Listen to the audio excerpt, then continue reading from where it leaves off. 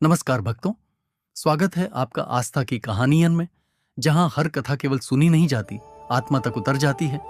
आज हम लेकर आए हैं गरुड़ पुराण के दिव्य रहस्यों पर आधारित एक अद्भुत अध्याय। तो चलिए श्रद्धा के साथ इस ज्ञान यात्रा की शुरुआत करते हैं।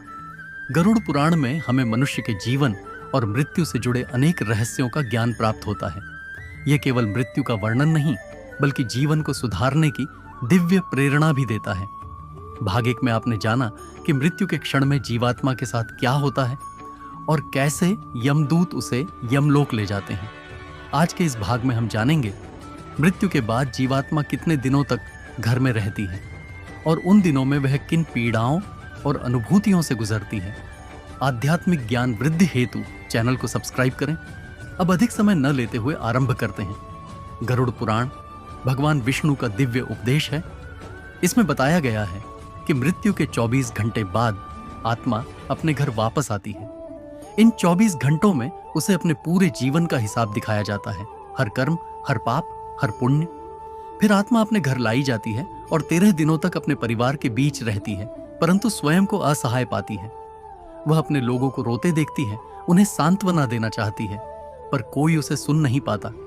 वासना और अहंकार से भरी हुई वह जीवात्मा बार बार अपने शरीर में प्रवेश करने का प्रयास करती है, पर यमदूत उसे रोक देते हैं। उसकी अवस्था दया कराने वाली होती है। भूख, प्यास, अकेलापन और बेचैनी। गरुड़ पुराण कहता है, आत्मा इन 13 दिनों में अपने परिवार के हर सदस्य के हृदय को देख सकती है।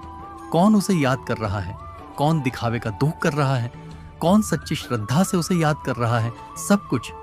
7वें दिन से आत्मा को यह भी दिखाई देता है कि कौन कौन उसका नाम लेकर शुभकामनाएं दे रहा है और कौन उसके बारे में बुरा बोल रहा है। इससे उसे गहरा मानसिक कष्ट होता है। आत्मा का भोजन केवल पिंडदान से ही पूरा होता है। यदि परिवार पिंडदान न करे तो आत्मा को अग्नि जैसी जलन वाली भूख लगती है। यह भी कहा गया है कि DUS दिनों तक पिंडदान के माध्यम से आत्मा को एक एक अंग मिलता है।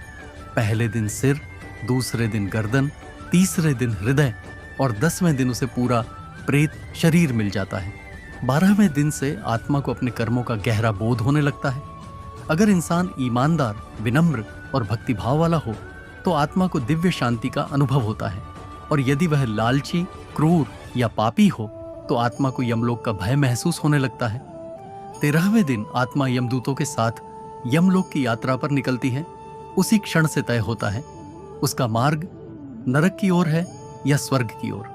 इसलिए गर्त पुराण हमें सिखाता है, जीवन के कर्म ही मृत्यु के बाद की यात्रा तय करते हैं। इस जन्म का एक एक कर्म अगले जन्म का रास्ता बनाता है। भक्तों, गरुड़ पुराण हमें डराता नहीं, जागरूक करता है, कर्मों को सुधारने की प्रेरणा देता है। अगले भाग में हम बताएंगे आत्मा यमलोक में किन किन द्वारों से गुजरती है।